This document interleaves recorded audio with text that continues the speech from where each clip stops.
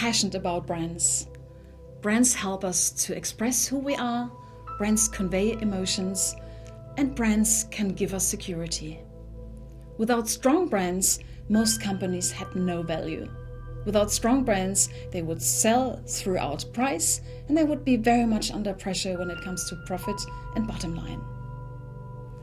I have been so fortunate to work with some of the most exciting brands, such as Coca-Cola, Nutella, Kinder Surprise, Faxe Kondi, and today some global Carlsberg brands. So the interesting question that is driving me is, what do the most valuable brands do differently? What do they do right?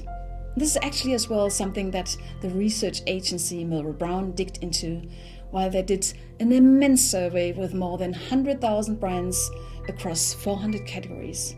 And what they found out is that those most valuable brands, of course, they have not only the strongest equity, but they're growing 3 times more than other brands in the same category that are similar. They as well found out that those most valuable brands do 2 things in a different way. The first thing is that they are brands that stand for something, brands with a purpose. I am convinced that it's not enough today to sell functional superiority. Today as well, we need to sell emotional superiority. And what does that mean? It means that as a brand, we should show that we understand our consumers, their needs and wishes, and sometimes even beyond the category. To give you an example, one of the most famous brands when it comes to purpose is Always. Always is not only selling its high-quality hygienic products to females, but Always is very committed to support young women when it comes to self-confidence. Always actually turned the insult of being a girl into something much more powerful and much more positive.